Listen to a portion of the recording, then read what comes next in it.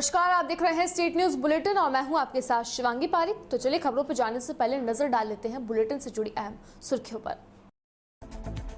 चेन्नई की सड़कें बनी तालाब, ट्रेन की पटरियां भी डूबी। पीएम मोदी ने सीएम स्टालिन से जाने हालात। जुकाम बुखार के रोगियों की संख्या में जबरदस्त इजाफा, 400 से अधिक रोगी रोजाना चेकअप के लिए आ रहे हैं।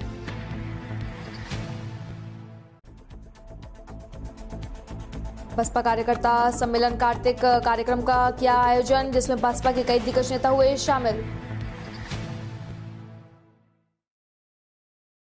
और अब खबरें विस्तार से। चेन्नई में 2 दिन से जारी बारिश ने लोगों का जीना मुहाल कर दिया है। रविवार को हुई 20 सेंटीमीटर बारिश के बाद बाढ़ जैसे हालात बनते नजर आ रहे हैं। निचले इलाकों में भी पानी भर गया है, जिससे कि सड़कें तालाब जैसी नजर आ रही है। इतना ही नहीं, ट्रेन की पटरियां भी बाढ़ के पानी में डूब गई है। मौसम विभाग ने 9 नवंबर तक भारी बारिश का अनुमान लगाया है। तमिलनाडु के 11 जिले बाढ़ से प्रभावित हुए हैं। 2015 के बाद पहली बार चेन्नई में इतनी बारिश हुई है।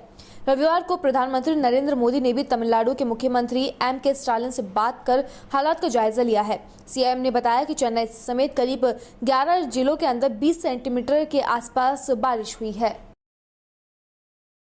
खबर चोमू से है, जहां पर अखिल भारतीय अग्रवाल युवा सम्मेलन पूर्वी राजस्थान के आह्वान पर चोमू में झुग्गी झोपड़ी एवं गरीब बस्तियों के अंदर दिवाली के त्योहार के लिए मिठाई, कपड़े, जूते, चप्पल, पटाखे आदि वितरित किए गए। वितरण के दौरान सामान पाने वाले बच्चों के मुख पर मुस्कान देखकर मन अत्यंत प्रफुल्लित हुआ।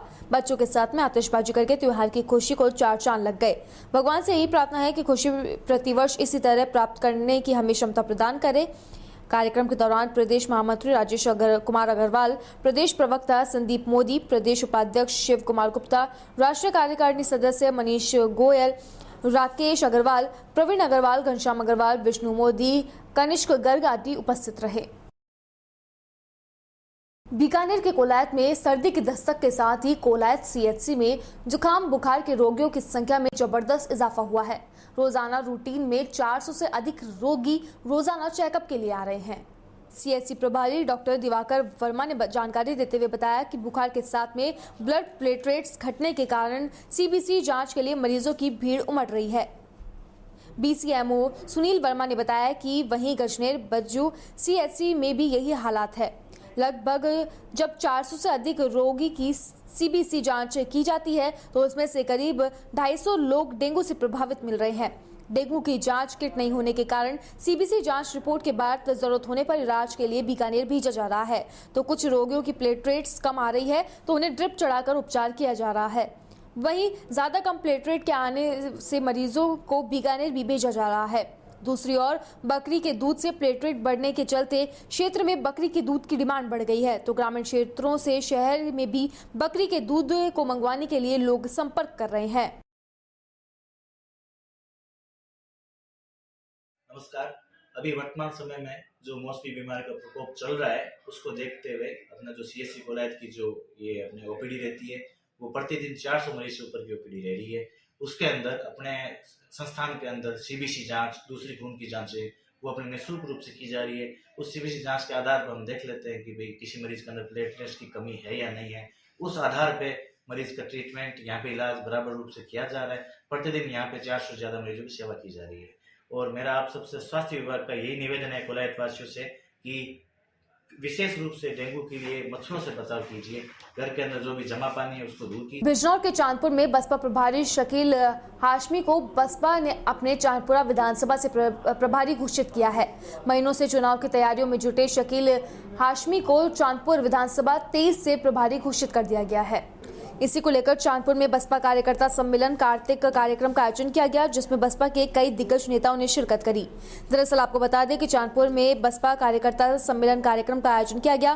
कपिल नर्सिंग होम के बराबर में कार्यकर्ता सम्मेलन में बसपा के पश्चिमी उत्तर प्रदेश प्रभारी शमसुद्दीन राइन मुख्य अतिथि के रूप में शामिल हुए।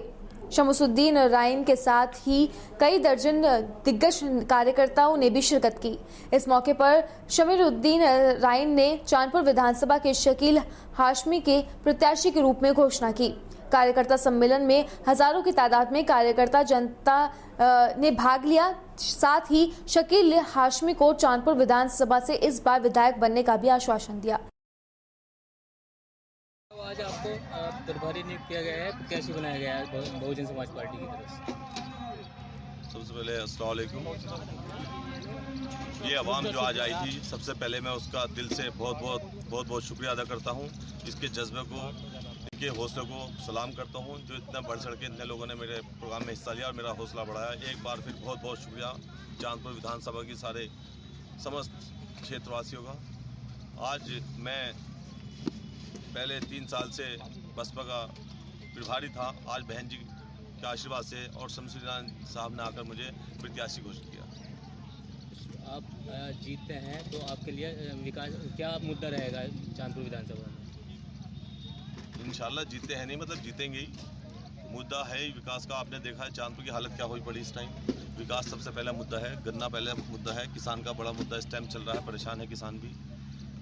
सड़कें हमारी टूटी हालत देख ही रहा हूँ, आपकी हालत हुई है पड़ी है। ये सब लेकर चलेंगे और इंशाल्लाह चुनाव जीतेंगे। डॉक्टर साहब, क्षेत्र की जनता से क्या अपील करना चाहते हैं? चुनाव सर आ गया एकदम। मैं क्षेत्र की जनता से अपील करना चाहूँगा, वो किसी के बहकावे में आने की जरूरत नहीं है। सर्व समाज को लेके बहुजन समाज पार्टी बहुत जोर शोर से तैयारी कर रही है और इंशाल्लाह चुनाव जीतेगी और बहन जी को 5 बार मुख्यमंत्री बनाएंगे। आगरा में AOS फाउंडेशन के 43 साल पूरे होने के उपलक्ष्य में आगरा के होटल PL पैलेस के अंदर फाउंडेशन के पदाधिकारी एवं मेंबर डॉक्टरों ने प्रोग्राम आयोजित किया, जिसमें सभी डॉक्टर्स ने मिलकर फाउंडेशन के संस्थापक डॉक्टर को याद करते हुए उनके उद्देश्यों पर चलने की बात कही। प्रोग्राम में शामिल हुए शोलापुर से आए AOS फाउंडेशन के प्रेसिडेंट डॉक्टर शिवशंकर ने बताया कि doctor KP Srivastava, doctor Goyal Vyas द्वारा फाउंडेशन की स्थापना की गई। आज स्थापना दिवस में शामिल होने देश भर के आए डॉक्टर आगरा आए हैं। औरतों के बारे में नई तकनीक जो है उन्हें बताया गया। इस स्थापना दिवस के में मुख्य रूप से doctor Kayash Kotwal, doctor CS Yadav, doctor Sandeep Kumar, doctor Ritab Mittal उपस्थित रहे। Vijay Gupta, orthopaedic surgeon, Agra orthopaedic society का सेक्रेटरी हूँ। हम लोगों के सीखने की शुरुआत जो होती है वो किसी एक टीचर की देन होती है। कोई ना कोई टीचर हमें सिखाना शुरू करता है और इसी तरह से इन्हीं हमारे टीचर्स ने एक संस्था शुरू की थी, आगरा ऑर्थोपेडिक सोसाइटी, जो लगभग 43 साल पुरानी हो चुकी है। आज हम उन्हीं टीचर्स को, अपने शिक्षकों को याद भी कर रहे हैं, उनके नाम पर व्याख्यान भी शुरू कर रहे हैं और ये सब सुन के हम अपना ज्ञान बढ़ाने की कोशिश करेंगे। Vijay Gupta, orthopaedic surgeon, Agra orthopaedic society का सेक्रेटरी हूँ। हम लोगों के सीखने की शुरुआत जो होती है वो किसी एक टीचर की देन होती है। कोई ना कोई टीचर हमें सिखाना शुरू करता है और इसी तरह से इन्हीं हमारे टीचर्स ने एक संस्था शुरू की थी, आगरा ऑर्थोपेडिक सोसाइटी, जो लगभग 43 साल पुरानी हो चुकी है। आज हम उन्हीं टीचर्स को, अपने शिक्षकों को याद भी कर रहे हैं, उनके नाम पर व्याख्यान भी शुरू कर रहे हैं और ये सब सुन के हम अपना ज्ञान बढ़ाने की कोशिश करेंगे। घुटनों में दिक्कत आ रही है, इसका क्या कारण है, क्या मानते हैं? देखो, ये आपका अच्छा सवाल है। मैं ज़िंदगी भर 20 साल से लगभग घुटने बदल रहा हूँ और हमने लद्दाख से लेके, कारगिल से लेके दुनिया के हर कोने में घुटने बदले हैं और घुटना बदल के लोगों को सिखाया है कि घुटने कैसे बदले जाते हैं। तो नी की, मेरे पास जो पेशेंट आते हैं, मैं बेसिकली जॉइंट रिप्लेसमेंट सर्जन हूँ और नी एंड हिप का एक्सपर्ट हूँ। तो नी की समस्या हिंदुस्तानियों में बहुत कॉमन है और उसमें स्पेशली हिंदुस्तानियों में भी, औरतों में, और उन औरतों में भी 40 साल के ऊपर, और वो औरतें जो कि हाउस वाइफ्स बन के रहती हैं। अगर उन औरतों को भी फर्दर क्लासीफाई करोगे तो वो निकल के आएगा ऐसी औरतें जो कभी एक्सरसाइज नहीं करती हैं, उन्हीं के घुटने ज़्यादा ख़राब होते हैं। तो सबसे बड़ी बात, वेट बढ़ जाना, एक्सरसाइज नहीं करना, ये बड़ा फैक्टर है। दूसरा, कल्चरल हैबिट भी।